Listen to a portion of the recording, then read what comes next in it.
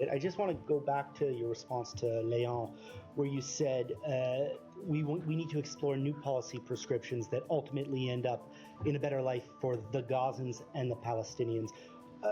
Are they one and the same in your mind, or are you disassociating the Gazans from Palestinians? So I'm talking about the people in the region, the people who live in the Gaza Strip. That's who we're talking about, the people who face a danger every single day because of the nature of what Hamas has done to that region and to that strip of land. I think that no matter who you are and how you identify, the fact is that no human being deserves to remain in that kind of an environment because Iran is funding death squads that take over the space and use you as a human shield.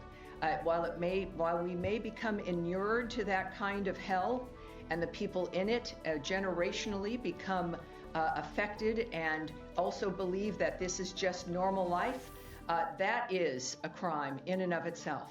And there is the human spirit is so strong that we do know, especially for those who survived October 7th, those who got out of the hostage framework. One woman whom we honored here at the State Department, who is a survivor of that massacre. The strength in these individuals who move through this is astounding, how they survive psychologically and physically. That is what unifies us, all of us in this room, all of us engaged in this kind of a framework. It's that it's human beings, it's families, it's mothers and fathers, it's young people dancing at a music festival, it's people of faith, it's people of no faith, it's people who just simply are looking forward to that night or to getting married or to having children or thinking about college or thinking about moving somewhere or just living their life as their parents lived their lives. That's who I'm talking about.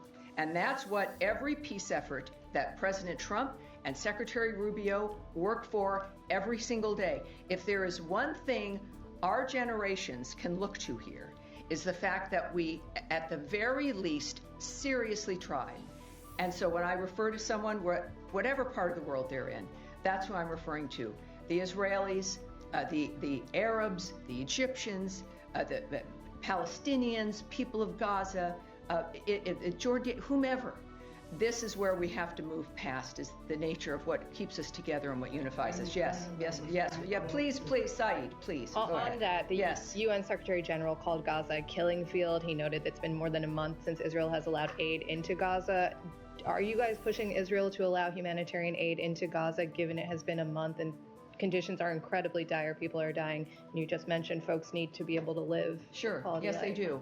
And when there was, of course, a ceasefire, aid was flowing into the region. People were getting food and other aid that they needed, including medical aid, because of the ceasefire that allowed that to move forward. We, of course, stand by our ally Israel. The ceasefire was abandoned by Hamas. You know, it's not just a feeling, it's a fact of the matter, that there was a ceasefire and aid was flowing. Hamas abandoned that ceasefire, decided that it was, I don't know what they would decide, but it's the kind of thing that monsters do and continue to do.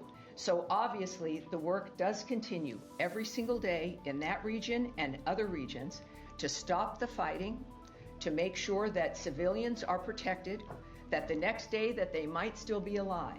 So because you might not see something in the news, and I know this is your business, doesn't mean, or you don't see announcements, doesn't mean that work isn't continuing to regain that ceasefire so that aid can continue, as we also stand by Israel and the nature of what's happening for them and how as they still deal with the fighting. It's not good for anyone in that region.